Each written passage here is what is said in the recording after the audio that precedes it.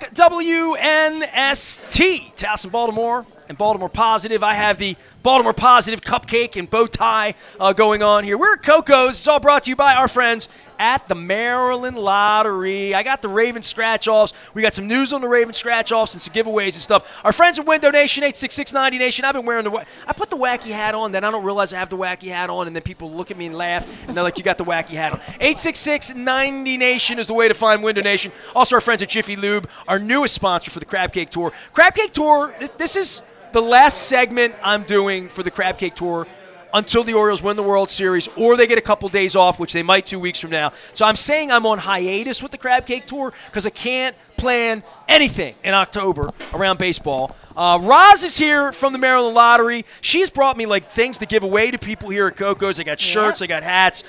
We have scratch-offs to give away. My wife always asks me beginning of the week, who are the guests this week on the Crab Cake Tour? And I always say to her, like on Sunday or Monday, I'm like, somebody lucky is going to respond, and they're going to come out, and they're going to participate and do radio fun in the hijinks that I do. And I've been trying to get Ultra on a show for 22 years. Oh my 22 God. years I've been trying to get Ultra on a show. Okay. So Ultra comes in late. Roz comes in early. Liz and Seabass, who did the segment before, have to go like work for real because it's getting a little crazy in here. Rasig and Max mixed it up, having fun, talking movies. And Ultra's a little late and felt really bad about it. And I'm like, whenever you get here, you're Ultra, you do what you do. So she's like, I got this and sugar and traveling and singing and dancing and housing and all this stuff. And I said, whenever you get here, be perfect. And Roz shows up and says, I'm here. You show up and say, I'm here. And you looked at her and you're like, oh my God, that's Ultra. Like, I know. I'm like, do you want to meet Ultra? She's like, I know Ultra. I know Ultra. Man, so I want you to give love to Ultra and do the introduction as Ultra has a big girl drink because they have those here at Koco's. So, it's always, they have boat drinks here. But Ultra, I'll tell my Ultra story, but your Ultra story is better than mine. And mine's pretty good. I don't know if my Ultra story is better or worse, but I'm just a big house music fan. Been a house head for many years since a teenager in the 80s. And started going to the Paradox. Well, Fantasies. Mm-hmm. Wow. Fantasies, and then they opened the Paradox. Pulling out and the that receipts. was frequent in the Paradox like every Saturday. Well, you had to stay up really late to go to Paradox. That's right. I mean, it like we would 1 a.m. started moving, we know? would take naps. Mm-hmm. We would take naps on Saturday and leave the house probably at midnight to go to the Paradox. Absolutely. And dance until like 6 in the morning. So her husband is one of my oldest fans and listeners. Greg from Northeast was a caller to this radio station. I've had the station 25 years in a month. So he's been calling 20. He might call before. He was supposed to come and sit in today with her. He bailed on me he got again. He's never. He's going to be mad. I'm He like, bailed on there? me. She said It the whole was time, Ultra. when you do the show Koco's, I live near Koco's, and I'm Greg, and he works nights, and all right, there's no Greg. Ultra shows up now. He's going to be pissed that she's here. Sounds like karma to me. So you met Greg at Paradox. I met Greg at Paradox. Love in the club. I've been All right, there, I need girl. tequila I've been there, too. girl. All right, It's okay. All right, I know. So Ultra, I'm just going to tell you this because this is a big deal for me to have you on. Like it really is a big deal. I've been Googling you all day on your YouTube because I don't know anything about you other than what I'm about to say. All right, this is true. It's a little long, but bear with it, like all my stories. When I was a young guy, I saw Air Supply at Pier 6. Wow, and we are going. And I love girls. I love girls, okay? So, and I always love girls. So I talked to the guys in Air Supply who were from Australia about where to find Elle McPherson or Olivia Newton-John at the time, right? And they said, "Oh, mate, you go to Australia, get yourself on a tour, go to the beach." And so I'm 20 years old, and I thought, I'm going to go to Australia. It's my bucket list place I was going to go my whole life. So before I turned 30, I swore I was going to go to Australia. And in my 29th year, I put aside the requisite amount of money, Yeah. and I booked a Kentucky tour. Do you know what a Kentucky tour is? No. You get on a bus with a bunch of girls, and you go wherever you go places. Okay. Kentucky's a European company. It's a tour company that a lot of women would go on because it's safe. Okay. You know, I mean, a couple girls traveling alone, or Yep. So there, it was 80% women on the. I didn't know that going. I'm kidding about that part, but it was the more inexpensive way for me to go to Australia, see Australia, and when we got there, I got on the bus the first day, and we had a house song for every morning, and it was. I get knocked down, I get up again. Chumbawamba Tub Thumpin' was a huge song at that time, right? So we get on the bus, and every morning, everybody's hungover. I get knocked down, and I get up again. And every night we went to clubs in Australia. All right. So this is in February of 1998. All right. Sounds about right. February of 1998. And every city I went into for 23 days, we went to bars every night. We were young girls, people on the bus. It was the culture of being like in the hostels and doing what we did. So from Cairns in northern Queensland all the way down New South Wales, all the way to Sydney, every place I went in, they had videos and music. They were like discos with video boards. Yeah. Every one I went into, free played every night in every club, and I saw this beautiful African-American woman. You're free to do what you. So I'm dancing. And I'm like, damn, that's some shit, man. That's good, you know. So you got to live your life. So That's one of my favorites. So I got into it, and I came back, and I wondered who you were. And I'm a music guy. I was a music critic at The Sun in the 80s. Okay, so I'm a serious music person. So I came back, and maybe the internet was new then, or whatever, or maybe you were featured in the Baltimore Sun on a Sunday. There was a Sun story. There was a Sun story, and I saw Ultra and Nate. I'm like, Baltimore? She from Dunbar? What? So I read that story, and then I listened to your music, and I turned people on to your music, and I knew you were from here, and I never knew you, and I didn't really know anybody that knew you. One person did tell me they knew. I went on the radio and talked about you, and somebody said, I know her. I went to high school with her. I can get her on the show. And I'm like, because I was trying to get you on the show. Yep. And then I thought I did the show one time. no, you recorded in that goofy studio next door, and you did some commercials. Okay. I brought you out. A couple years later, I'm on a yoga mat down at it was Charm City. It was Midtown Yoga then. Mm-hmm. Kim Manfredi, who was one of my favorite humans on earth, my original yogini, my yoga master. Yes. I was taking a class at her place, and Michelle Modell was there. David was still alive. Oh my gosh. And Michelle says to me, I know Ultra. Yep. And I went to class one night, and I walked in, and Michelle is in class on the mat next to me, and you're next to her. And she said, and it was just like you meeting Ultra a minute ago. Mm-hmm. She's like, meet my friend Ultra. I'm like, you're the real Ultra, you know? So we became kind of friendly, and she did a commercial at my place because I was just trying to help you. You were promoting someone at a club. Yep. And it didn't work out great. And then, you went, Children and World, moving in Detroit, and, I ain't seen you in forever, and I've never had you on the show, and today is a big, I've still big, been in Baltimore. I just means travel a lot around to the me world. That you got in the car, and you drove over here to be with me today. I did. And I don't, do you know her story, or do you just know her music from the legend of what she is as a performer? I mean, I know. Well, she went to Fantasies, then she knew. I just know the origin story is started in the days of Fantasy. When I signed my first record deal was during that period. But you were into music when you were a kid in school. I was, but I wasn't. I never had the inclination of going into the music business. I never thought of doing it professionally. I went to Dunbar actually to study the medical profession. So my intention was to actually go into medicine and become a doctor. That was the trajectory that I was on. And it wasn't until I discovered club culture somewhere around 86 or 87, right after I graduated from high school. So it was probably about 87, because the first time I went, it was I was a junior in high school. So I went on Thanksgiving to Odell's for the first time, and that was my first foray into Clubland, and I immediately loved it. What was on the floor at that time? What was playing what was the music at that time? Probably like a Dansky probably Seal All in doing All Killer by Joyce like Sims. Okay, Joyce all right. Sims, All in All, who later became a very good friend of mine. Actually, once I That's a great fell song. into the music business, she became So a good friend of something mine. spoke to you there.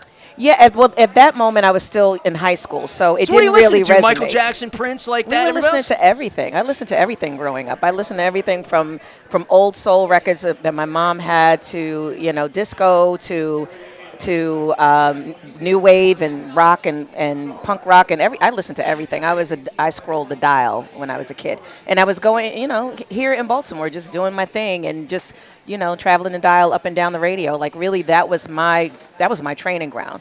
Was my mother's 12-inch records, playing her albums, which was stuff like LTD, Commodores, Chaka Khan, Barry White, things like that. And then on the radio, I was listening to like Madonna, Flock of Seagulls, It's the 80s. Culture Club, Yeah. The things. It I wasn't rediscovered George Michael on that Wham thing. There you go. Oh, that's a really good doc. Yeah.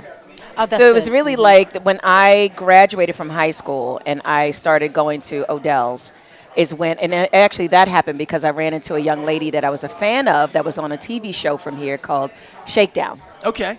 And we became friends, and we're still friends to this day, like 4 decades later. She was the one that introduced me to Odell's. So when I went in for real that second time, I became a part of that culture. And so in being in that atmosphere, I met Tommy Davis from the Basement Boys first. And Tommy was also a DJ at a record store in Mondawmin Mall. So that was like the place where everyone went after the club. On Saturday night, everybody went to Mondawmin Mall on Sundays to hear the records that were being played the night before and get that music. So we developed a really great rapport. He was a part of an outfit called Basement Boys, and it was 3 young would-be producers based out of Baltimore kind of getting their own start. They had made one record with Teddy Douglas of Basement Boys, having done the vocals on it. They did a remake of the Rolls Royce classic, Love Don't Live Here No More. But he didn't want to be a singer. No, they didn't Love Don't Live Here No More, which it still sounds amazing to this day. So they were looking for artists to start working with, songwriters, artists, singers, whatever. And he knew that I grew up singing in my church. I wasn't like the singing diva all over the church. I was part of the choir, so I knew I could carry a tune, but I never envisioned being a vocalist in that way. So that really wasn't my aspiration. But I was always kind of a renegade, always kind of creative and just on the side, and like was never really fearful of trying something new. I really felt like I had nothing to lose. So I went to Basement Boys Studios and hung out with them. I did a little audition. I sang Angela Winbush's Angel at the time. I had never sang before, had never been in the studio before, but they Never loved been on a microphone. none of literally. it. Like Right. all of it was first time everything. So my whole origin story is first time everything. So we started working together, and my next time coming to the studio, maybe second or third time, we're hanging out casual like we are now. We just like start writing a song in the kitchen part of the basement because it was literally in the basement Of a house, yeah. of the house on Jasper Street where Jay Steinauer of Basement Boys lived. So we were in his basement in the kitchen area, scribbling on The Basement Boys really were in paper. the basement. They really were in the Okay, basement. get That's through the it. legend. Okay, And they good. were still learning. So and this was also like the advent of technology had really come in. So house music is kind of like the daughter of disco. So you had the whole backlash from the rock community with disco, with the burning of the disco records. I'm That kind of- familiar with that. Yes, Yeah, exactly. It's a baseball issue. Right. So that was a whole thing. And then house music came because technology allowed young would-be producers to be able to start making these huge records that what disco was, which was really expensive to produce because you had all live instrumentation, to now do it for much cheaper. Right. With technology. So now they had these 4-track machines, drum machines. They could, do their little thing in the studio. So the boys were taking advantage of that, and you had all these different Is this outfits. early 90s? Where are we talking This is here? the late 80s. Late actually. 80s Late still, 80s. all right. We're kind of making its way into the 90s. But all these kids in Chicago, New York, Baltimore, and some of the other, more urban centers around the states were starting to delve into dance music, which was just danceable R&B, but making it into house with this new technology that was affording them the ability to create tracks on their own. So we started writing this song. It was called It's Over Now. I kind of scribbled it down. I'd had my first real heartbreak from my first real relationship at that time. And so that became our subject matter. It's over now. So we kind of scratched together this song. I had these lyrics on a napkin, went in the booth, and they were like, okay, let's just come up with something. So they basically threw a track on. I never even heard the music. And I literally had to just kind of freestyle it, just bounce off my head and come up with a song. So that song, that demo, in that moment. And you'd never written a song?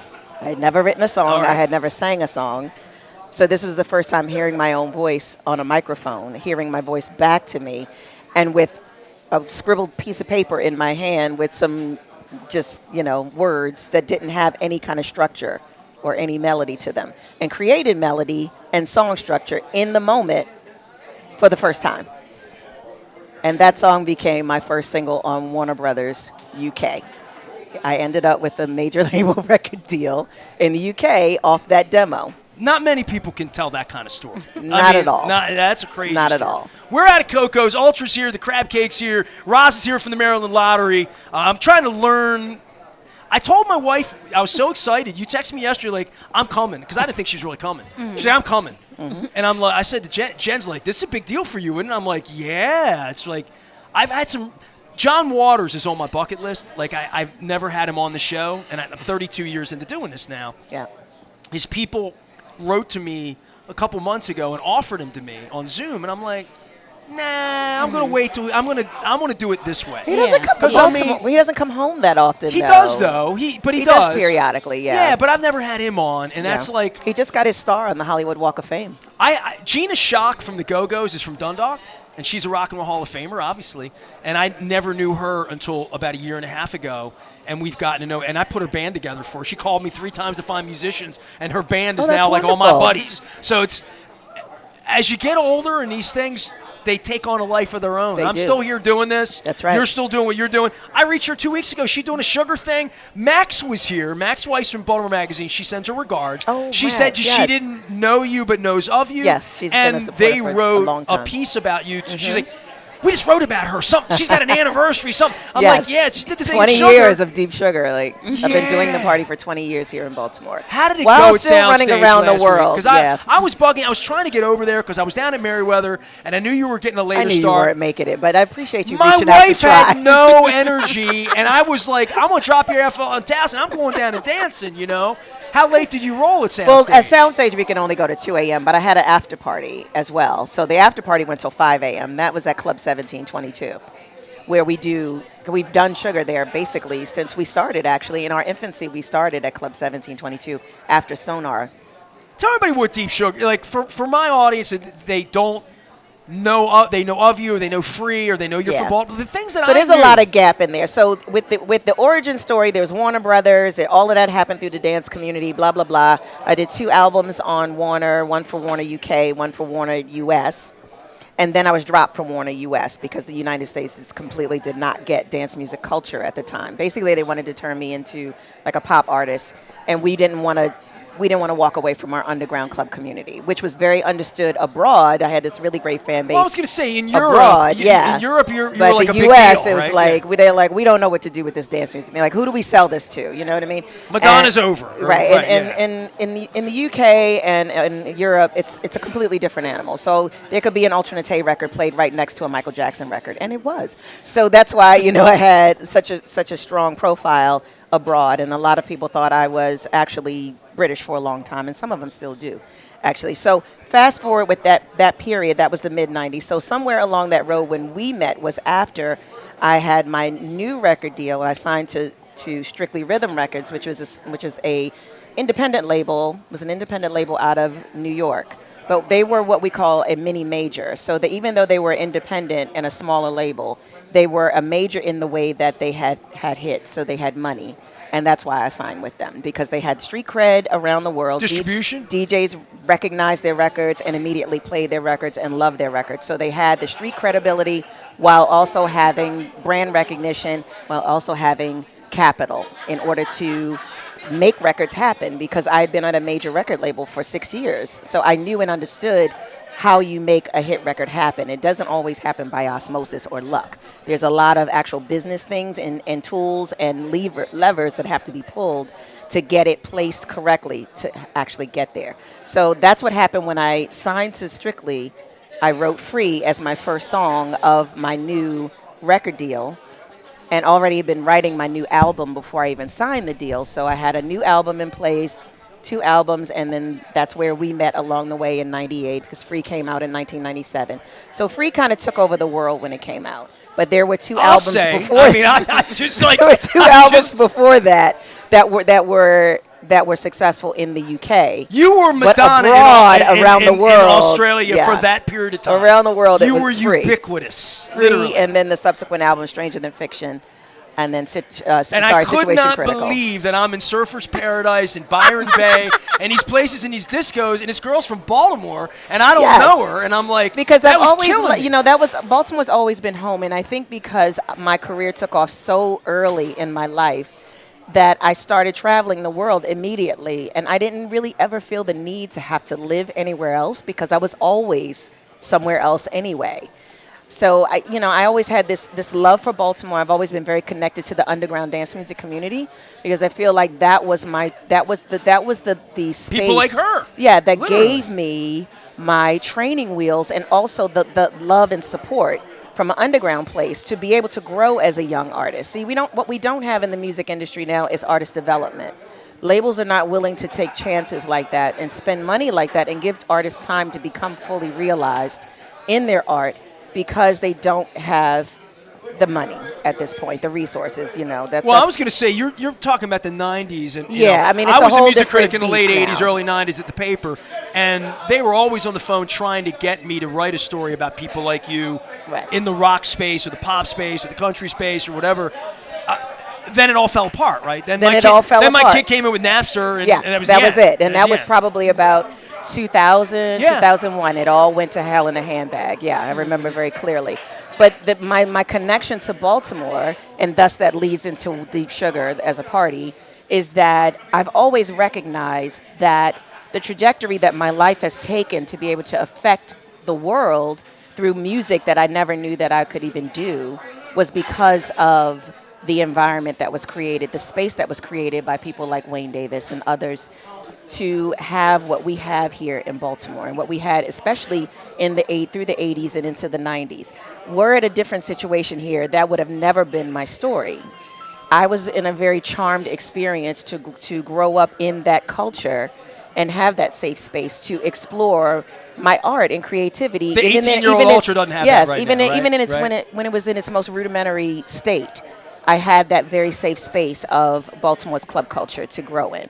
So I've always felt there is a certain level of loyalty and connection because I feel like if you can make it in that space and in a city like Baltimore where, it's very blue collar, it's very like rough around the edges, there's a lot of grind and grit that is about Baltimore. If you can excel and reach a level in that space, then the rest of the world is really a cakewalk in my mind. You know what I mean? And so we got to a place in the late 90s and in the early 2000s where I saw, as considered a professional by that time, that the moment and the space that I grew up in that gave me the footing was now gone.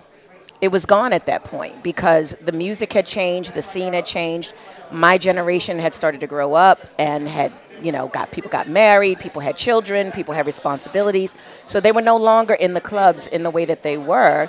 And the generation behind them did not follow through because they went into other places and other things and other sounds. And then Napster, and it all kind of just splattered all over the place.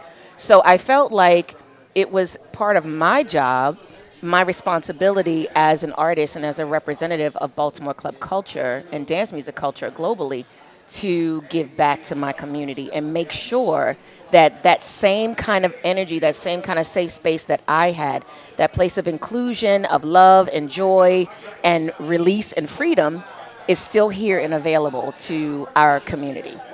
And so we started Sugar. Myself, my DJ partner, Lisa Moody, who is now passed, and Jonathan, one of my best friends and tour manager also. I'm gonna come dance with you one You night. gotta do it. Come on now. So give me, Roz, you were a fan and you were a part of the culture she speaks of.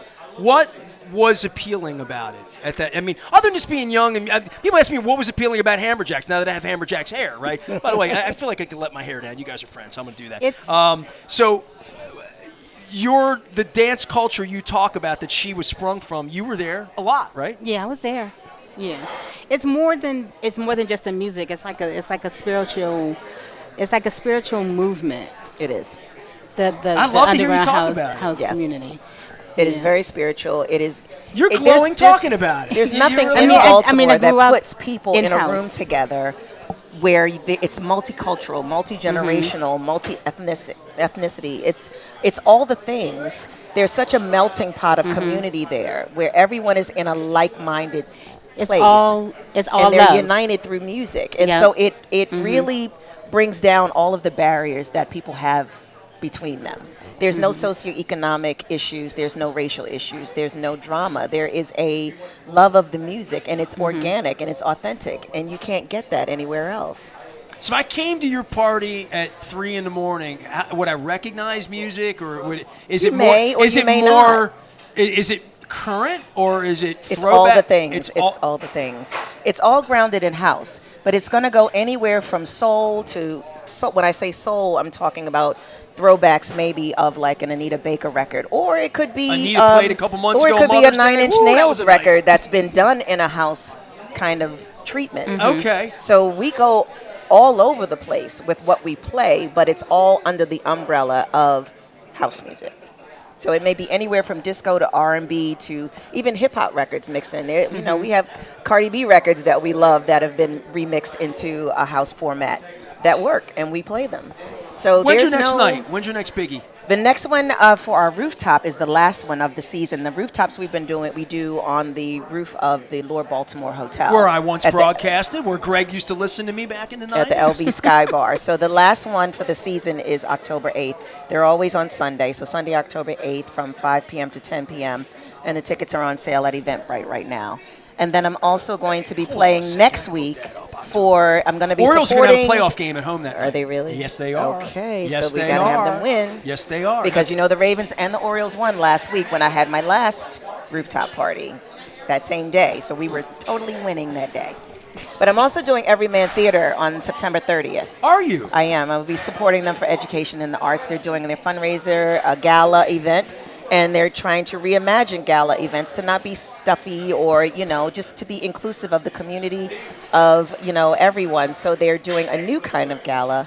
And it will be Ife Butler, who is a very well-respected, world-renowned artist herself. She'll be performing with her band Early, doing kind of jazz and blues and standards and things like that. And then I'll be doing the after party, full DJ set, party experience, full-on Deep Sugar, straight down your throat. It's going to be amazing. Music, food, open bar, silent auction, all the things. And supporting Baltimore's Everyman Theater. So it's the best segment of the year, and you're part of it. Come on now. Roz is here. Ultra's here. We're talking. I picked a good day to come on. You really did pick. And Crab Cake's here. And Crab Cake. Yeah, it's Crab Cake Tour. It's all brought to you by the Maryland Lottery. I've got my my new Raven scratch-offs. Also, Win Donation. I got my wacky hat, 866-90Nation, and Jiffy Lube. All right, Roz, I got to do a lottery plug here because I had John on this week. First things first, the Mega Millions is out of control. My wife's hitting me to get tickets and jackpots. Powerball's out of control. It's Powerball. Powerball is growing. It's at $725 million. The cash option. Buy a lot of sugar with that. The cash option is $345.7 million. Most people tend to take the cash option if they win. It's the 8th largest Powerball jackpot ever, and the drawing is Saturday. Well, John and I went into this week about cash for life, $1,000 a week for life. And I'm thinking, what if I'm old? What if I die tomorrow? Take the money now. Cash option is what I'm saying. I'm here for but cash you option. Ain't no tomorrow, baby. It's just right now. Well, you can also have a beneficiary, so if something does happen to you, you can leave that to someone. I mean, I love my wife and my son, but I don't want them having $231 million worth of fun. That ain't right. Without you.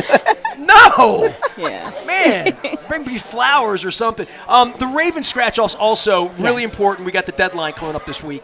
I know you need to get that in. Big trip to Jacksonville in December. And, the Ravens, the Ravens, tickets for life, all these exotic things. But the season is long. But the contest, some of these giveaways happen quick, like this now. Because if you're going to win a trip in December, you got to win it in September. Well, we just recently had the drawing for the season tickets for this year winners. And so we had those winners selected already. They had a $500 shopping spree at M&T Bank yesterday. So they have their season set. But then the drawing deadline on the 25th, we'll be drawing for season tickets for 24 for the next season.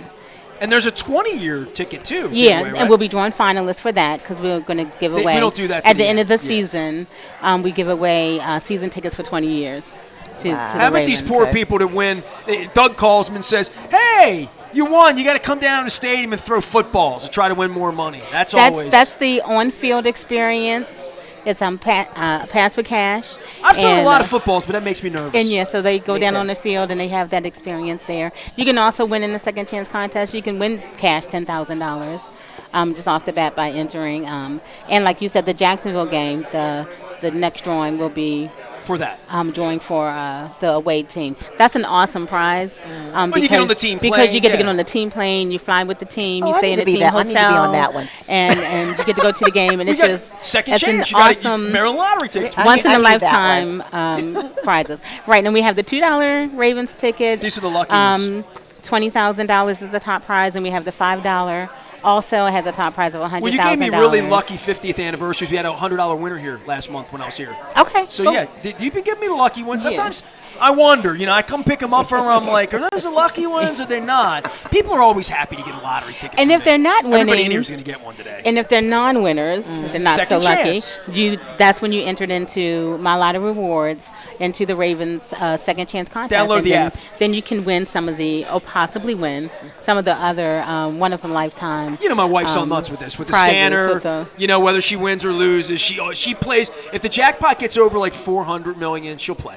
And she plays hard. And now she plays the mega plier, too, because John taught me about it. It's interesting. Now that jackpots grow up into $1 billion, we even had a $2 billion jackpot before. Even so, people, since they grow that high, people don't even really get excited until it's maybe like $800 million, $900 million.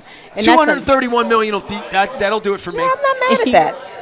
I'm not mad at that at all. Every time I dream the dream, though, it changes. Like like 25 years ago, I would have said, well, I'll just get a place in California. And then 15 years ago, it's like, well, I'll just get a place in the Caribbean. And then it was like, well, I went to Hawaii. And I'm like, Walaya, baby. Just, I don't need 230 million, just a couple million. I don't need much, just a couple. Yeah. Just enough to get me a flat and pay for the milk and, Well, $725 pay for the beer money. That's all I need pretty to do. Good. Surfboard.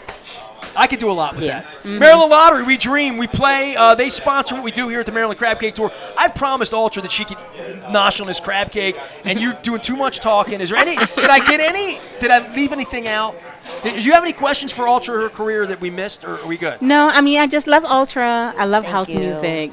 I love the majority of her songs, and on my playlist is Ultra, Ultra, Ultra. See that? I didn't even know I was doing this, and you felt guilty about showing up late, and I felt bad making and I feel like I know Ultra personally because, just because of the clubbing days. Yeah, that's wonderful. That's beautiful. Yeah. That's very sweet. Yeah. Thank you. Well, I just released a new album last week, so, we also have to plug that. Let's go. Plug it. What's it called? It's called Ultra Deluxe. You've always been deluxe. Hell, was there ever a basic model? Well, it was. It's my 10th album, I have to say, and we released it actually last summer. So this version is the deluxe edition of it because it has additional mixes, new songs on it. So it is the 10th album re-released with additional stuff. So it's the deluxe version of it, and it came out last week.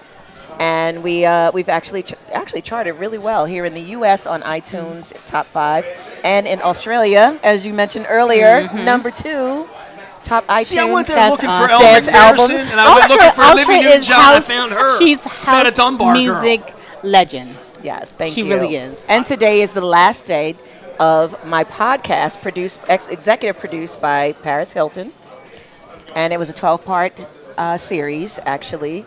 And it was about nightclubbing and all of the beautiful nightclubs around the world. It was a kind of a deep dive into the stories of the spaces and the people that created the spaces and what that culture brought to people's lives. And there were 12 chosen clubs. A sugar doc. Not quite sugar. It was actually the history. The whole. It was called The History of the World's Greatest Nightclubs.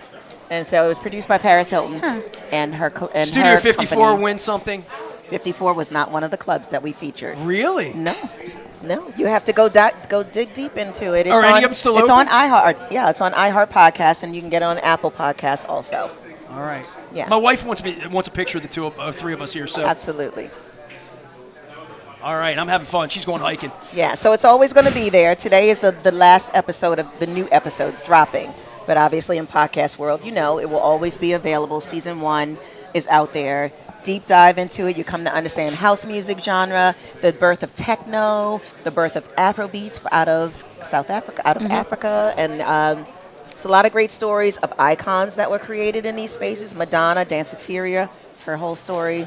A lot of information in there. So anything you want to say about Nile Rodgers and Chic? Because Nile is my dude. it's going to be 60 degrees. Yes. It's going to be raining sideways. It is going to be raining and sideways.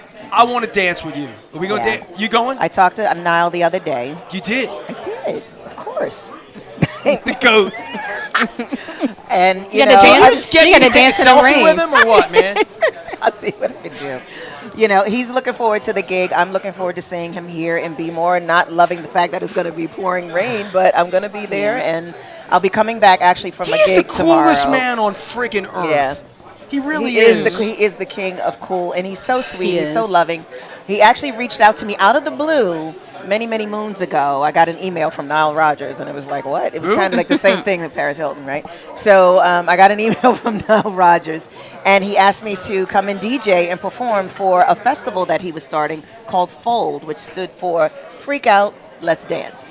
So his first one he did in Montreux, Switzerland during the Montreux Jazz Festival, and that was about 6 or 7 years ago. And then he did it again in upstate New York, and I did it again with him then.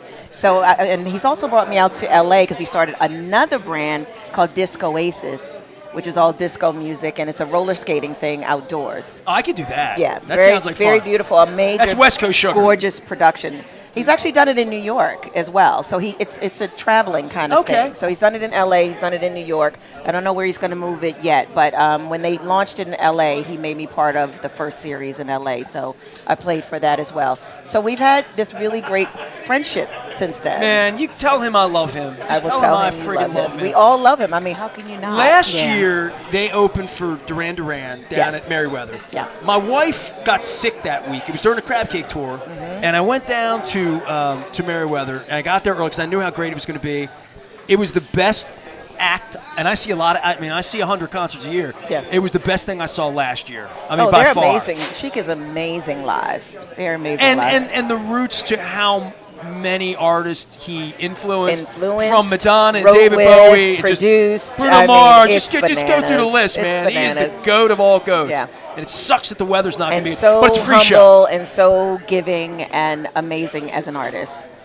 Good times, Yeah. baby. Good times. All right. Such an icon. I swore I was going to sing free to her, but I already did that. So. You're doing pretty good over there, Des. Oh Be man. what you want to do. Yeah. All right. We got to take a break. We got to here. Eat your crab cake. All right. Here we go. Okay. I love Ultra. It's been a life. 32 years to get her on the radio. I'm here. She deserves 2 crab cakes. Roz is here from the Maryland Lottery. It's all everything we're doing. The lottery, Win Donation, our friends at Jiffy Lube bringing us on the road. Marcella, her crew here, Liz, Seabass, the whole crew, Steve, everybody taking good care of us here. Eric, everybody's good. We're hiatusing the Crab Cake Tour for the most important thing I can think of, Oriole playoffs. So, I mean, I don't know when they're playing. They don't know when they're playing. So we're just going to, lay low. We're going to get a couple Crab Cake Tours in October. But just hang with us. Go to Baltimore Positive to learn more about it. Come on out to Koco's. Get a crab cake. Stay with us.